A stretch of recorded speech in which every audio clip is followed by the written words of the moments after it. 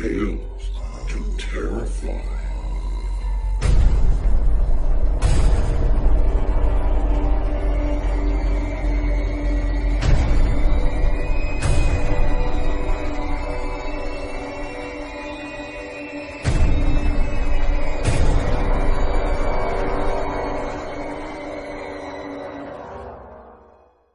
Good evening, children of the night. You're used to it by now, yes? You hit the right button down there in the street. Santoro. Lawrence and Cecilia Santoro. And that was the one. Come in. Don't let the dark out. Welcome. Welcome to the Nook. Welcome to Tales to Terrify. Welcome to Friday night. I hope you're ready for a few chills. Find a nice shadow to lurk in. There. You settled? Snuggled? Remember, I have been saying that we need voices. Narrators, yes, and writers. That kind of voice, too. I want to make an offer to you writers among us. Send us the first chapter of your book, an audio chapter. Well, 10 minutes of the first chapter of your book or novella. Tony C. Smith over at the Starship Sofa is going to do this. I'd like to make the same offer here. When we get your story fragment, we'll put it up at the end of the show. You can introduce it, tell us who you are, give us a few cogent thoughts about the story, and then you read. Make us want more. Make us want the whole package, but make it no more than 10 terrifying minutes, and we'll play it. Just before I scoot everyone out into the dark. Give us a nice clean recording and send it to... You got your pens and papers ready? I'll give you a break. Okay. Send it to... It's pretty simple. Tales to Terrify @gmail.com. That's Tales to Terrify, one word, @gmail.com. Put 10 terrifying minutes in the subject line of the email, and then send it to us. In conjunction with that thought, have a listen to this. 1 minute and 45 seconds from the Starship's Mike Boris. A lot of people want to be a narrator. Why wouldn't they? It sounds like fun. You can bring a story to life. You can carve out your spot on the web. The problem is, most people think that all you need to do narration is a good voice and the ability to read. That helps, but if you don't want to sound like you're recording in your bathroom, you'll need an appropriate place to record in. You want to avoid having that loud couple upstairs showing up in the middle of your recording. You need to control your own audio destiny. Now, don't get me wrong. It doesn't have to be a professional audio booth. Just a space that controls some of the sound. Once you find a good space, you might want to think about spending some money on a better microphone. There are lots of choices. Some good, some bad, some cheap, and some really, really expensive. But even a good acoustic space and a pretty good microphone can't save you from bad technique. You and your microphone need to form a loving, lasting relationship. You have needs. Your mic has needs. You want to succeed. Your mic doesn't really care. Once you've figured out how to get along, you're going to have to clean up your recording. Most people don't realize just how noisy their mouth is. Unfortunately, your listeners will. There are some great tools you can use and some easy tips and tricks that can make all the difference. Because, in the end, you don't really want to sound like this. Thanks, Mike. You can click on that little smidgen widget on the right side of the page and sign up for the Starship Sofa's online narrators workshop. It's going to be on June 10th. I was one of the guest speakers in the first one of these a year ago, and, well, I had great fun. So I recommend it. This year, the instructors will be Kate Baker, taking what I assume to be my place, Peter Seton Clark, Mike Boris, Nathan Lowell. So, go to the Tales to Terrify webpage and find that little portlet, web part, gadget, badge, module, webjet, capsule, snippet, mini, flake, or whatever you want to call it. It says Starship Sofa Online Narrators Workshop, June 10th, 2012 at 1600. And click on the Register Now button. Okay? You will? You promise. All you potential voice artists and writers who'd like to get 10 terrifying minutes of your latest novel, novella, or what have you up and in the Nook. You'll do it? All of you who want to narrate stories for us here at Tales to Terrify. You too? Okay. I trust you. Now, we can have a story. Short fiction tonight is from Sandy DeLuca, and it comes to us by way of, oh yeah, that's right, Slices of Flesh. A few words about Sandy DeLuca. Sandy has 5 novels to her credit: Settling in Nazareth, Descent, Manhattan Grimoire, From Ashes, and the forthcoming Messages from the Dead. 2 of her novellas, Darkness Conjured and Into the Red, were released in 2011. A poetry art collection called Mad Hattery, which was done with Tales to Terrify's old buddy Marge Simon, by the way, was also released in 2011. Her poetry chapbook, Burial Plot in Sagittarius, was nominated for the Bram Stoker Award in 2001. She's also the author of Paths of Destiny, a collection of stories and poetry. And in addition to writing, Sandy has been a painter for over 20 years. Her work has been exhibited in galleries, bookstores, online venues, and hair salons. Yes.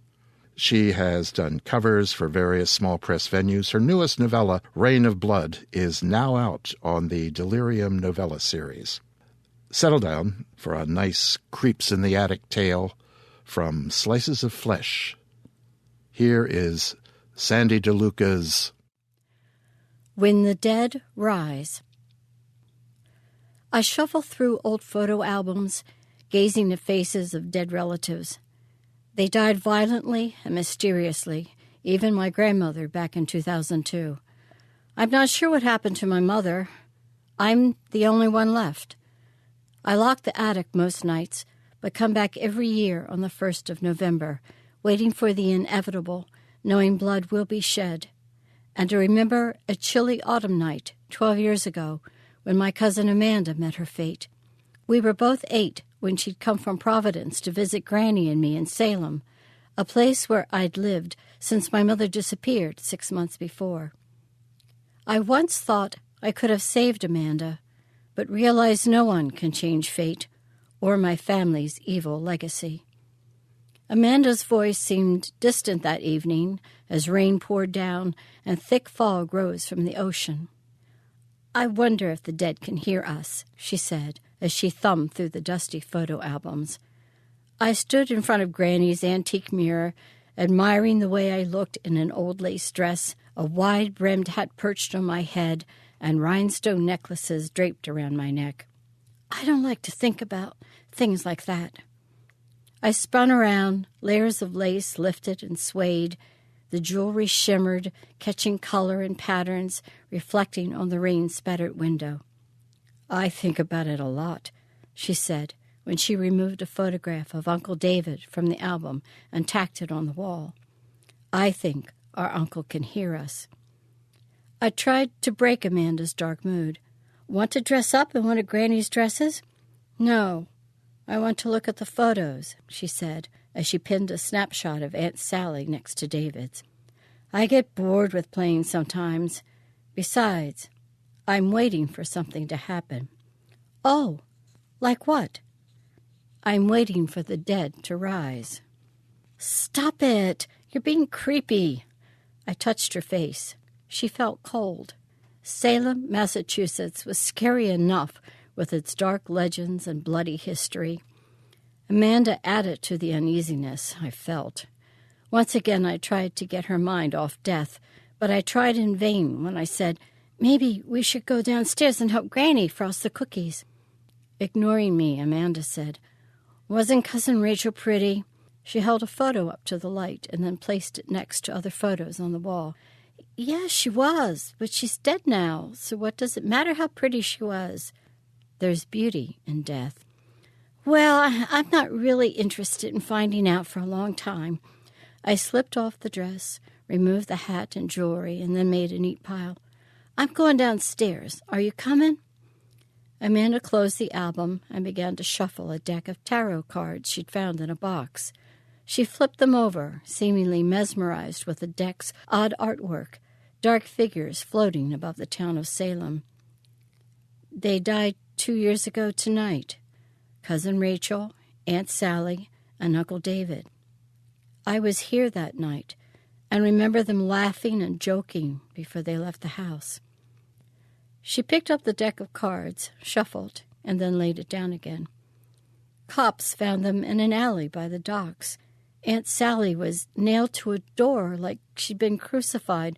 Uncle David's heart was lying next to his head, and Cousin Rachel's, I don't want to hear about it again.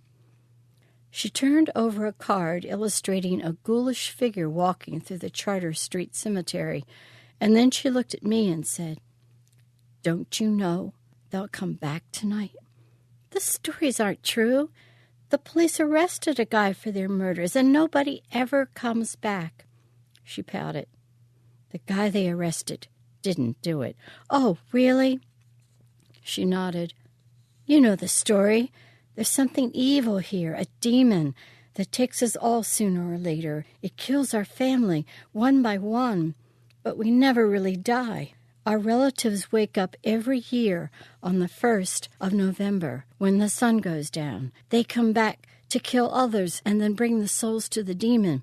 Amanda, I'm going downstairs. No, wait. She held me with her eyes. That demon, it's been in our family for generations. That's ridiculous. I'll never believe it. She waved a finger back and forth. The demon is a trickster, hiding in a secret place. She turned over a card. The image of death rose from the sea. His menacing skull loomed against a black sky. Dark red droplets fell from his bony fingers. Wailing specters surrounded him. That deck of cards is horrible. Put it away, please, Amanda. She smiled, her lips curling wickedly. Ever look behind those curtains? She pointed to the rear of the attic, where black curtains were strung across the ceiling. They hung down to the floor, hiding something. Perhaps the Christmas presents our grandmother had bought. Granny spoiled her grandchildren and shopped months in advance for our gifts. No, Granny told me never to go back there. I had to get away from Amanda and out of the attic. I looked out the window and saw the sun sinking below the horizon. Soon it would be gone. Granny always told me to leave the attic before dark. All year long, they sleep on rooftops, in attics and gables. On November 1st, when it gets dark, they come back. They take souls. But first, at least one of us has to die, too. The sky was turning a deep purple as the sun sank deeper. Stop it! I'm leaving here. Granny is waiting for us. The sun was almost gone. Amanda moved to my side, pressed her hands on my shoulders. Her strength seemed supernatural, holding me in place. She whispered in my ear, What would you do if the dead walked through those curtains? You're scaring me, Amanda. Stop it, please. Let me go. Granny knows. She's hidden them here for years. First her parents, then her brothers, now our aunt, uncle, and cousin, maybe us next, and maybe your mother. Don't you remember? Fear filled me. I'd heard stories for years, but chalked them up to coincidence, superstition. I just want to leave here. Darkness had come. Our family belongs to that demon. One by one, it gets us all, hurts us, and then makes us immortal, and we kill. Every year it decides how many souls it needs and wants. Stop! The curtains fluttered, and then parted slightly. I heard creaking sounds, heavy lids lifting off rusty hinges, slow footsteps. I wanted to run, but Amanda's strength crippled me. The curtains opened. One by one they walked out, dead relatives, their eyes blazing and their lips parted with hungry grins. They surrounded me, hands reaching out, brushing my hair and lips. Smells of musk, roses, and decay permeated the air. I fell to my knees, squeezed my eyelids shut, and prayed that God would make the sun rise again, that he would make the evil in the attic go away. My relatives hissed and cried out. Amanda's voice was shrill. "It's my time." The room spun, and I struggled with my cousin, feeling bones snap, hearing eerie laughter. I cried out and screamed, and then I felt something wet and sticky splatter against my arm. Fear held my eyes shut, and I thought at any moment that skeletal hands would scoop me up and then carry me away. A fleeting image filled my head and then dissipated quickly. I heard the window slide up, felt icy air on my face and howls in the distance. I opened my eyes and peered outside. My dead relatives flew over rooftops, over Willow's Pier, white faces shining like porcelain under the moon, and landing on rooftops. Uncle David, Aunt Sally, Cousin Rachel, and Amanda. I wondered if Amanda heard me as her blood trickled down my arm, and then I watched as the dead crept into windows where the innocent slept. I'm here again, 12 years later, knowing they'll awaken soon. The sun is gone and the moon is high. Rain splatters windows and fog curls like wicked fingers. A curtain flutters, floorboards creak, and shadows emerge from behind dusty fabric. Amanda appears, arms reaching out to me, smiling slowly and lips parting slightly. She comes to me, presses her hands to my shoulders, and then asks, "How many souls tonight?" "All of them," I tell her, knowing I'm the demon who waits for the dead to rise.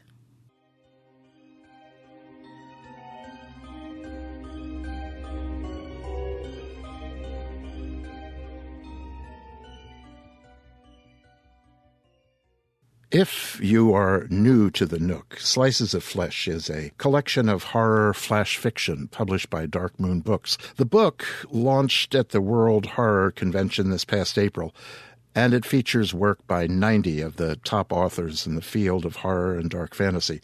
Cover art on the book, it's quite gorgeous, is by Mike Mignola from Hellboy fame, with Dave Stewart doing the color work. I've been pimping Slices of Flesh for several weeks now, not because I've got a story in it, but because the net proceeds from the sale of the book are going to aid Project Literacy, the HWA Hardship Fund, and some other causes that are worth supporting. We all contributed our work, and I'd like to get the word out about the book. It's available at Barnes & Noble and at Amazon, and now available on Amazon Kindle. And again, thank you to Celia. Celia is my wife and happens to be a very good narrator, and luckily she's close at hand when I need a lady voice on short order. Celia recently retired from teaching French, which she did for many, many years, and is also a painter, a poet, and becoming a picture taker. Thanks again to Celia and Sandy. A question.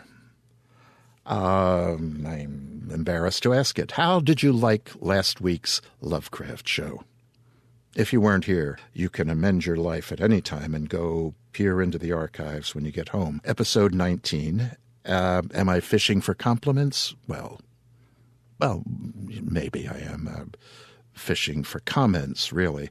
Fishing to find out what you like. We're only about 5 months old here, after all, and I am still feeling my way in the silences.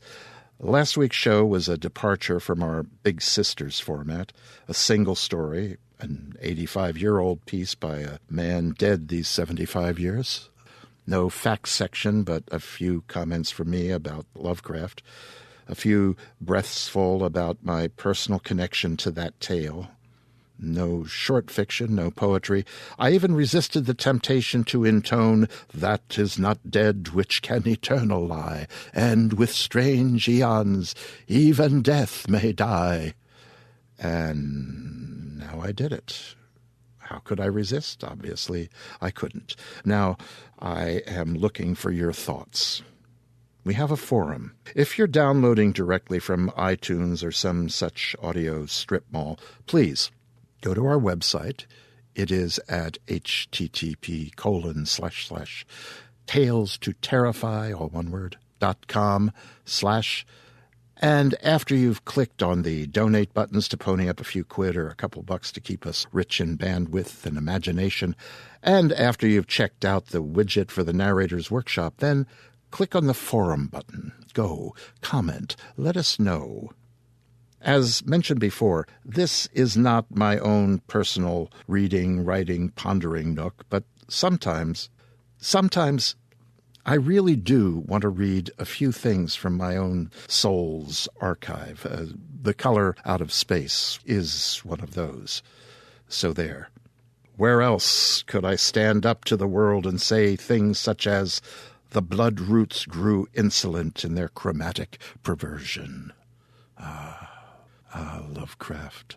No tint that is not demoniac, no terror that is not eldritch, no light that is not unnatural or hideous, no lore not forbidden, no ancient language not obscene, no dream that does not lead to loss of sanity, and finally, madness.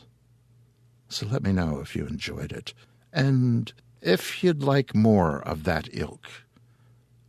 In any event, I'd love to hear from you about not only the show, but about your own notions of what constitutes horror, dark fantasy. I'd love to have conversations here in the Nook. Build a little family here in the dark. Okay. Alison Littlewood. Alison Littlewood was raised in Penistone, South Yorkshire, and went on to attend the University of Northumbria at Newcastle, now Northumbria University. Originally, she planned to study graphic design, but, as she said, she missed the words too much and switched to a joint English and history degree.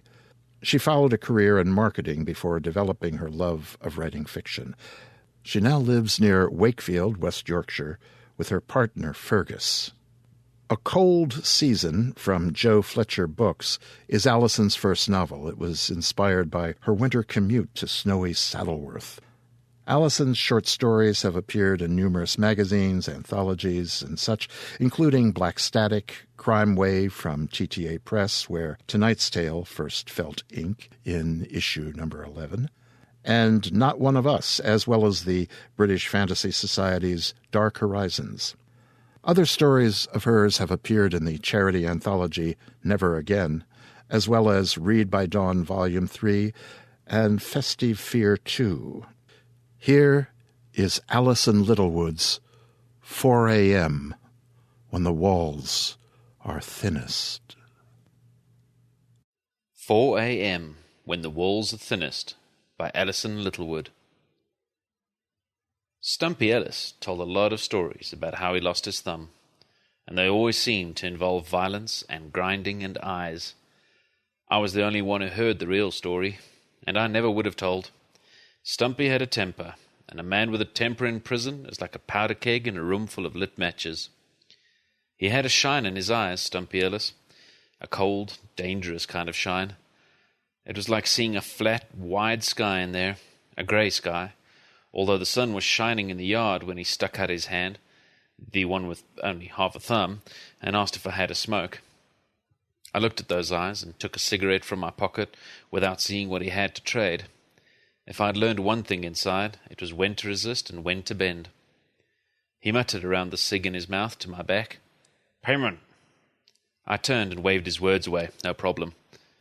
"I always pay," he said. "I always pay and always expect to be paid. Sit down." I felt stiffness working up my back and into my knuckles, but he sat down himself, so I sat next to him and smelled the burning in his lungs. "I'll tell you a story," he said, as payment. I waited. He thrust out his hand in front of me, palm down, but I didn't jump. Another thing I learned in prison. It doesn't pay to be jumpy. "See that?" he said, and I grunted. His left thumb was missing from the first knuckle to the tip, leaving a thick, blunt, flexible mound. "Want to know how I did that?" I grunted again. "There was a guy I thought he could cross me," said Stumpy. "We worked together for a while, building jobs mainly. I'd get the business in, he'd mobilize the troops. Whoever was hiring us, they paid me and I paid him. Only this one time, he came to me, he said, 'Ellis, help me out, I need something extra.' He glanced at me, so I nodded. He took the money, and the next time I see him, he's coming out of the jeweler's, and he sees me and he turns red-faced. And I knew, you don't fool Stumpy Ellis, not when it comes to his missus. A picture, my missus." He breathed out a long, jagged breath of smoke as he laughed.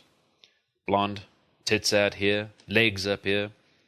He stared off into the distance, pulling hard on the cigarette. I didn't follow him. Didn't need to. Told him I was off to see about a job, something out of town. Then I just doubled round and went home. Knew as soon as I got there. Window was open and this laughing floating out. I nodded, wondering why he would tell this story, why it didn't bother him what his wife had done. She had him on his back when I got there, her arse stuck up in the air. He sucked noisily on the cigarette. "Know what I mean?" I nodded. "Got the shock of her life when I shoved her off the bed, took half of it with her, and her looking all wide-eyed and surprised, trying to tell me she didn't do nothing, with his blood running down her chin." He laughed, but I didn't.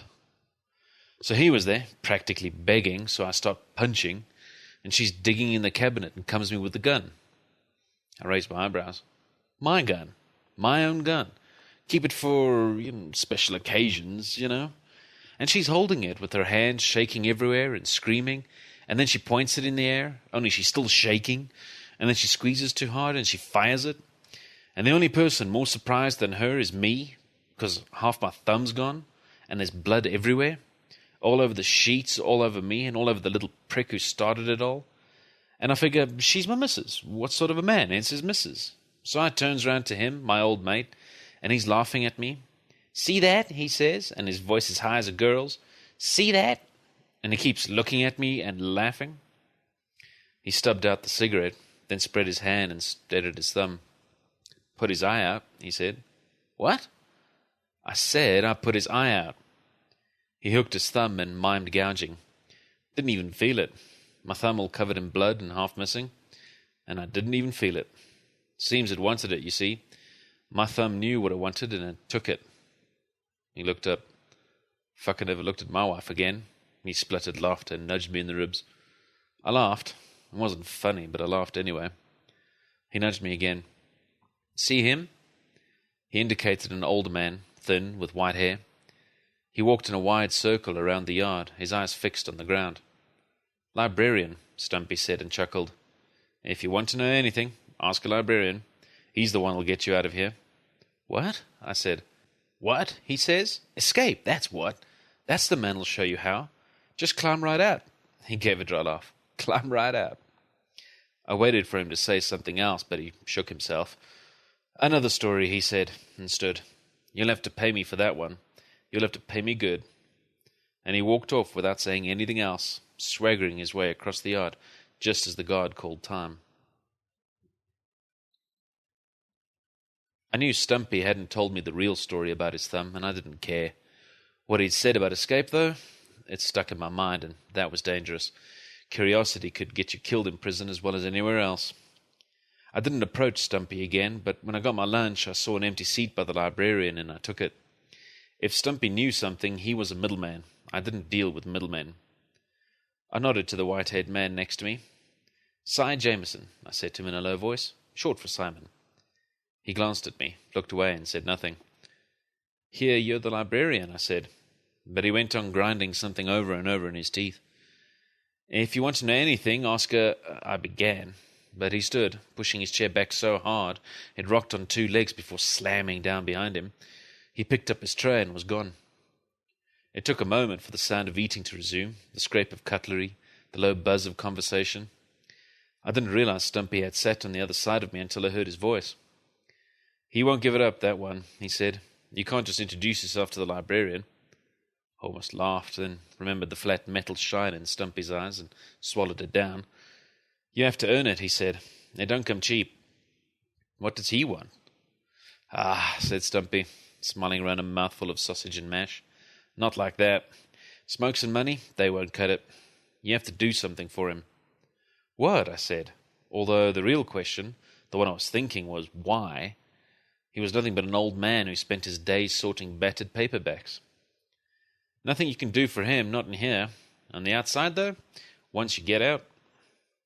Stumpy sat back in his seat and pushed his tray back with a scrape. "Old scores," he said.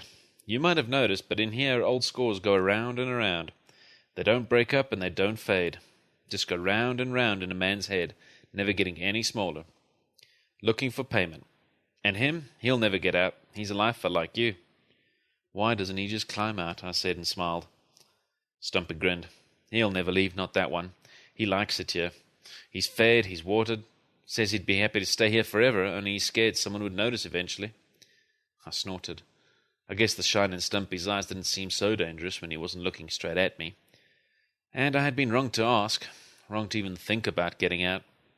Some people shouldn't think about some things, and I was one of them. I'd forgotten that, all for one stir-crazy psycho and an old man. The joke was on me, that's all. But Stumpy was off again. He waved a hand and the whole table turned to listen. "But anyway," he said, "did I ever tell you the story of how I lost my thumb?" There were groans, splutters, and laughter. He began some story about how he'd had the tip of his thumb removed because it was easier to grind out a man's eye that way, because it was shorter, squatter, stronger.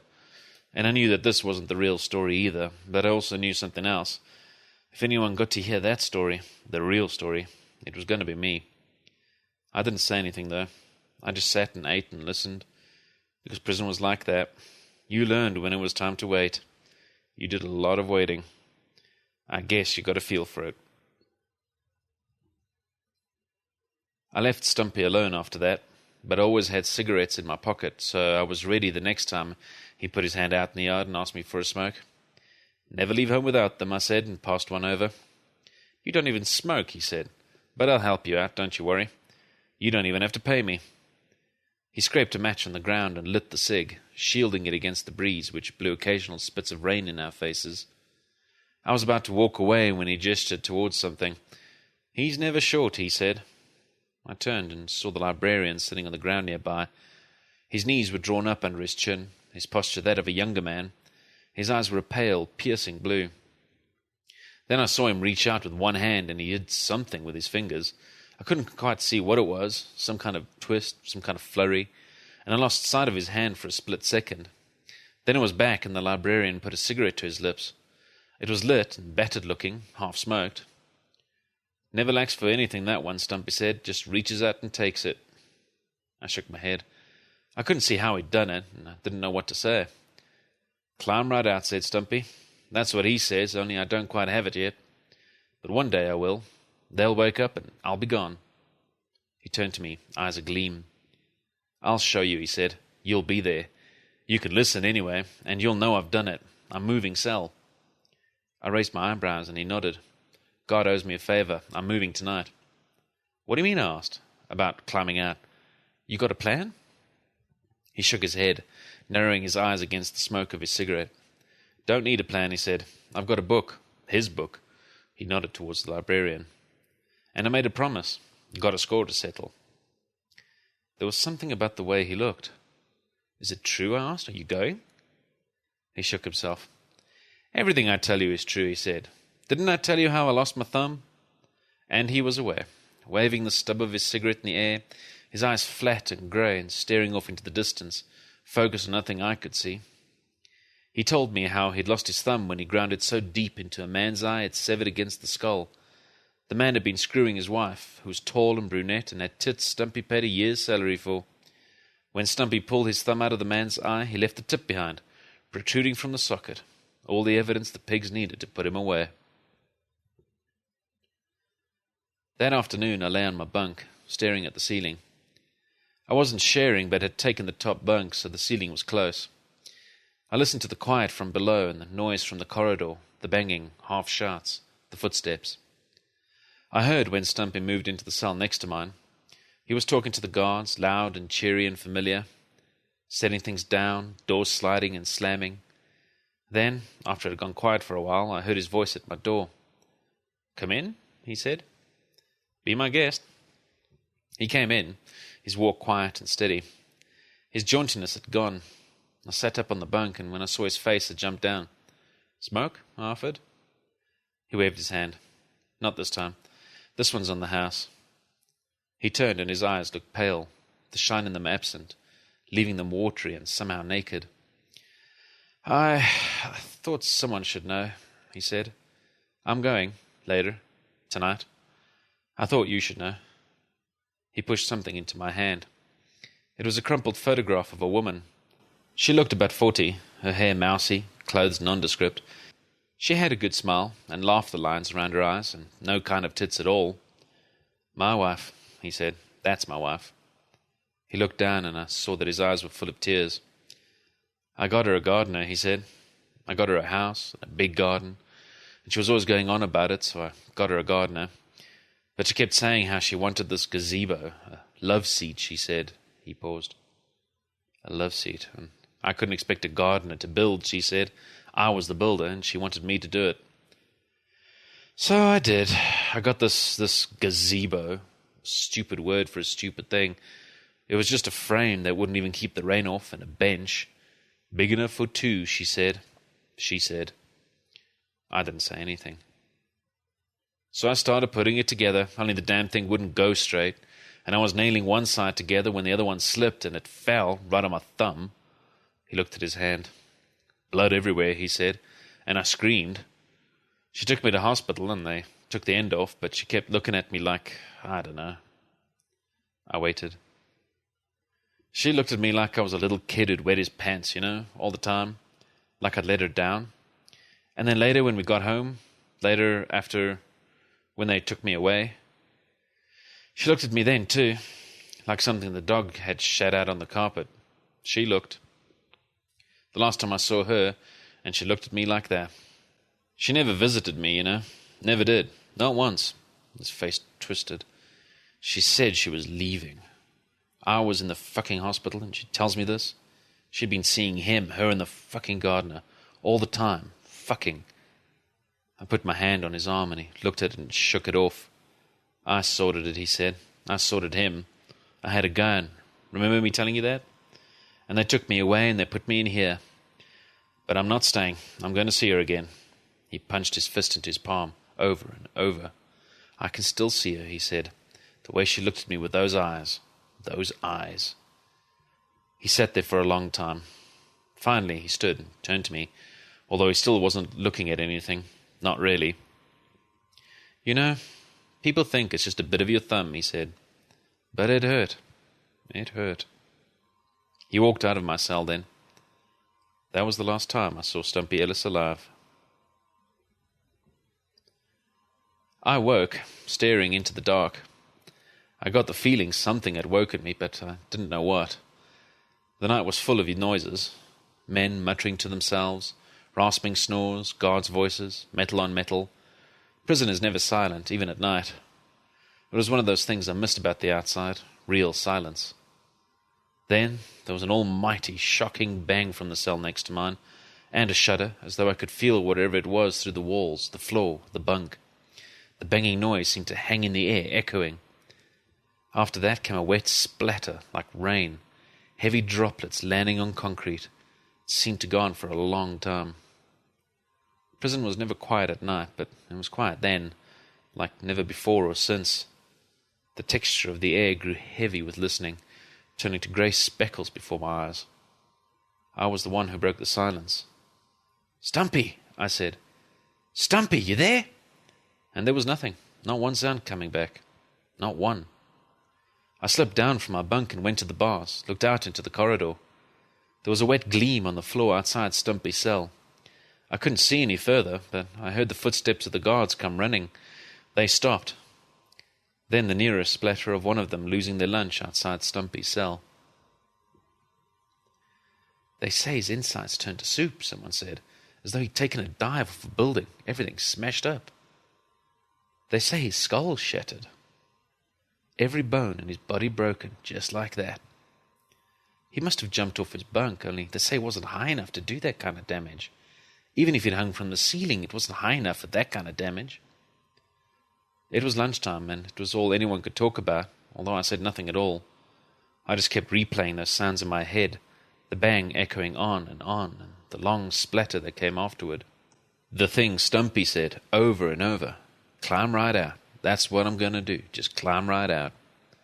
And the way his eyes had shone when he said it. I kept glancing around looking for the librarian, but he was nowhere to be seen. It was late before they allowed us back to ourselves, and when they did, there was a black cloth hanging across Stumpy's bars. It must have been some kind of mess in there if they felt they had to hide it from the likes of us. I climbed into my bunk and tried not to listen to the silence coming from the next room, but I did, for a long time. Something woke me later. It was deep night, and my head was thick with the confusion of it, night seeping in through my eyes and ears. Then came a distant snore, and I remembered where I was. If there was one thing I wanted on the outside, it was to sleep somewhere out of earshot of other men's snores. I looked into the dark, the walls and the bunk taking shape. I looked at the door of my cell. As I watched, the lock pulled back with a loud metallic clang. After a time I resumed breathing. The door was unlocked, but no one came to lock it again. It was just there in the dark, an open door, and no one to stop me walking out. Except, of course, there were guards at the end of the corridor, more locked doors. All the same, I slipped down off the bunk and went to the door. I didn't touch it, though, not at first. I put out a hand, saw the thick, open bolt, but didn't touch it. When nothing happened, I gave the door a gentle push. It moved easily under my hand, sliding without a sound. I put my head out into the corridor. I could see a shape further down, a door, more bars, dim light, long shadows. And then I saw the dull mark on the concrete outside Stumpy's cell, a dark stain where the wet gleam had been. I moved out further and saw the curtain hanging across his cell suddenly fall, billowing as it filled with air, finding its way to the floor. Stumpy's cell was much the same as mine, the same bunk, the same box for a wardrobe, but everything covered in those same dark spatters. The curtain came to rest on the floor, leaving humped whorls and shapes. At first it seemed there was the shape of a body beneath it, but then it settled and was only a curtain. I looked at the bars and saw that Stumpy's door, too, was open. I stood, swallowed for a while. Then I went in, trying not to step on that stain in my shoeless feet. There was stuff all over the floor, and those little number tags the forensics boys put down before they take pictures. It was like seeing two rooms, the one that had been over, investigated, and underneath it the room where Stumpy lived and slept and shat. Used to, I corrected myself. There was a radio on the floor, and I half expected the little dial to light and some song to creep into the room under my feet. And that was when the hairs on my arms started to prickle. But it didn't light up. It didn't make a sound. I looked some more. Stumpy's uniform hanging in the box just like mine.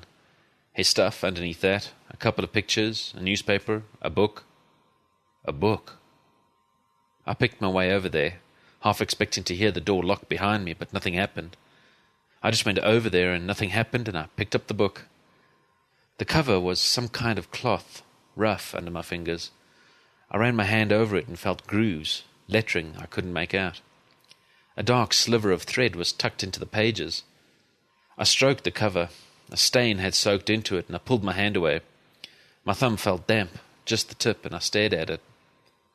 I turned, and that was when I saw the rope. It hung there in the middle of the room. When I looked straight at it, though, it was gone. I tilted my head. I could feel those prickles again, but this time they ran all the way down my back, like little hands, unwelcome hands. I started to edge my way back out of the cell, trying not to step in anything that looked wet. All the time I looked at that space in the middle of the room, looked up. The ceiling was featureless. There was nothing to hang a rope from. Anyway, it had been low down, as though hanging upward from the floor, just a few feet off of it, and then nothing. As I pieced it together in my mind, I thought I saw it again, just for a moment. My arm pressed up against the cell door, and I almost cried out. I tucked the book under my arm and slipped out of Stumpy's cell, down the corridor and back into my room. I tucked the book under the sheets of the bottom bunk and climbed into bed, pulled the sheets over my body and lay awake, this time trying not to think of the book, somewhere beneath me in the dark. The book was a joke. It had to be. I turned it over in my hands. There was no stamp inside, nothing to show it belonged to the prison library, no publisher's mark. The first pages were blank. All of them were yellowed and foxed, the edges rough and uneven. Inside, the writing was tiny and it was in script, handwritten, not printed. The ink had faded to a pale brown. The pages seemed to be full of magic tricks. There were small, hand-drawn diagrams of cards and dice and coins, coffin-shaped boxes and saws, ropes and knots and means of escaping them. And there, on the page with the fabric bookmark, the Indian rope trick and secrets thereof. How to make space where there is no space, rope where there is no rope. How to feel with your mind for what you need and reach out and take it.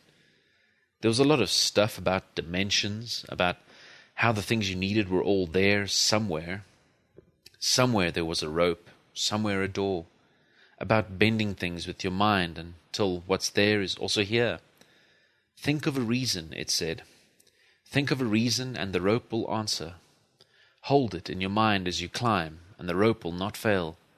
Hold it in your mind, not the rope itself or the journey, but the destination. At the bottom, a note had been added. It was in rough, spiky writing and blue ink, and I could almost picture Stumpy forming the letters, his tongue poking out of his mouth. Go at 4 a.m. when the walls are thinnest.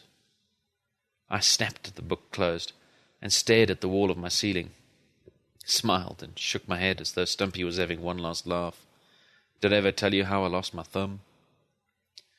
And then I started to dream of it, walking with my back straight, looking people in the eye, a free man, tasting the air, just climbing out, climbing right on out. And a rope, seen for a moment from the corner of my eye, hanging from nothing in the middle of a cell. Think of a reason and the rope will answer. What reason had Stumpy that could be strong enough? All he had was revenge.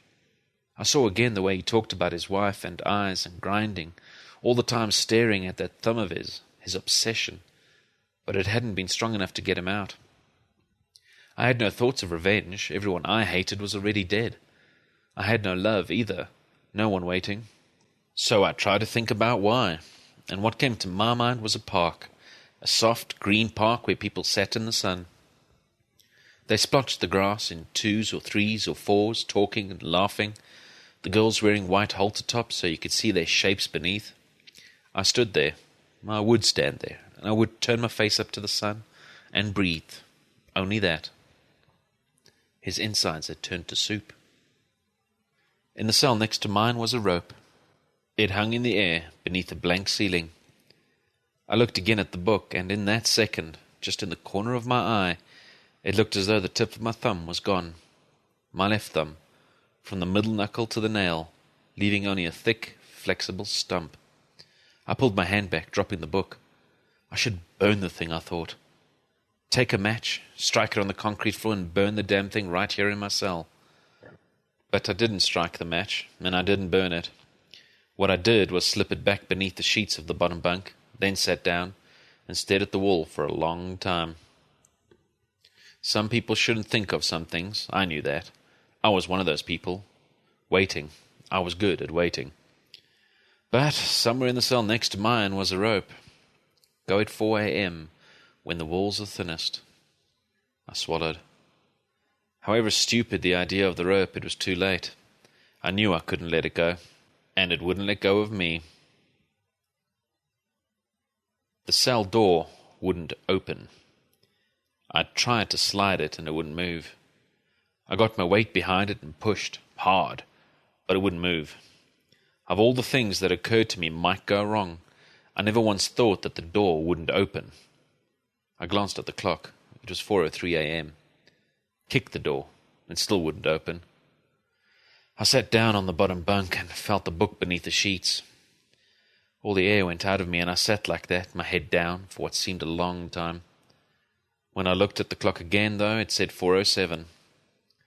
The rope, I thought. I had to get to the rope. Now, when the walls were thinnest. I reached out and put my palm to the wall between my cell and Stumpy's. It felt thick and solid and cold. And then it came to me. It had to be mine. Whatever this was, whatever crazy game, it had to be my reason and my rope. I closed my eyes and saw the park. A group of kids were playing frisbee by the lake. The frisbee spun, too high, out over the water, and was snatched from the air by a young lad who fell back to earth, laughing. I opened my eyes and the rope was there. It hung in the middle of the floor, a strong, thick rope, in a little pool of spring light. I dropped to the floor and knelt by it, but I didn't touch it, not yet. I put my hand into that light, feeling it on my skin. And then I saw my hand, really saw it, and drew in a sharp, hissing breath. My thumb was gone, my left thumb. Not all of it, just the part from the middle knuckle to the tip. I turned it in the light, and it was a short, thick stump. Pulled it out, my hand was whole again. I grabbed the rope, pulled on it, and held it. It was a strong rope, a good rope. But there was a sour, sick taste in the back of my throat, and I wondered just how far away Stumpy was. Dimensions, the book had said. Bending things with your mind so that what is there is also here. What if Stumpy didn't fall? Not really. What if he climbed until he found a door? Only it didn't lead to a park or a house or a gazebo. It led to a place a little like this, and through the door was someone a little like him. And he bent things with his mind and turned them, and he changed places. Because at this time of night, at 4 a.m., it seemed the walls between were thin. I could feel it, like I could taste that sour taste in my mouth. They were thin, and in that moment, it didn't seem like Stumpy had gone very far at all. I swallowed. Stumpy believed in payment. You always had to pay for things, even if it was just a story. It was what he saw as right, his way of slapping meaning on the world. What had he said? I always pay, and I always expect to be paid. Now I had to pay. I had Stumpy's book after all, and I thought of his wife with the gardener, grinning, laughing while Stumpy worked on her gazebo, making a love seat just big enough for two. I closed my eyes and thought of hitting, and eyes, and grinding, and in the middle of it all, a rope. I thought then how lucky it was that Stumpy had shown me that picture, the photograph of his wife.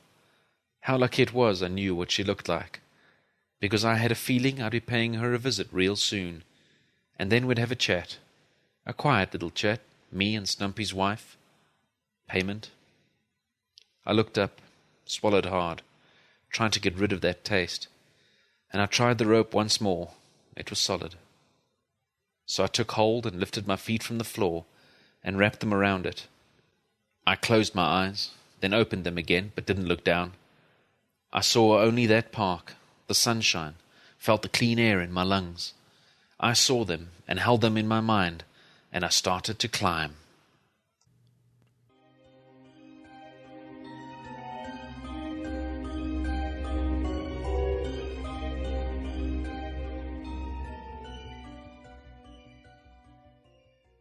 Thank you for that, Allison. Alison Littlewood has a wonderful capacity in her fiction to take a day-to-day reality and let you just catch a glimpse into a place that's infused with mystery and the downright strange. 4 a.m. When the Walls Are Thinnest was read to us tonight by Gareth McCumsky. Gareth of himself says, quote, I am a proudly South African internationalized web developer living in Johannesburg. He has a delight in reading, and that currently fills his wall with paperbacks and his tablet with digital prose. And he says, when I can tear myself away from the wonderful worlds in text, I tend to dive into the wonderful worlds of pixels, where he gets the opportunity to take part in the occasional sojourn through a spine-chilling dark manner. And not to mention being able to share these experiences with his equivalently geekish girlfriend. Those are his words. Sorry, geekish girlfriend. My cat, however, can never be bothered and likes to play distraction for my digital foes at every opportunity. We all know about cats. So thank you, Gareth. Hope you come by again soon. And, well, that's it for the evening. I hope you've enjoyed your visit. If you're a writer, I hope you'll send us the first 10 minutes or so of your latest book. If you're a narrator-to-be, I hope you'll consider the Starship Sofa's Narrator's Workshop. If you're a reader, I hope you'll pick up a copy or 3 of Slices of Flesh. And if you're here now, I hope you'll be here next week. So, take your time heading home. Doors open. It's dark and quiet tonight. Listen. The side streets are even quieter. You'll be able to hear your own and any other footfalls that might be following, but you'll make it home. And when you get there, you'll stop by the Tales to Terrify site, and, well, you know what you've got to do, right? And you'll do it before you pull up the covers and close your eyes and slip into some pleasant dream.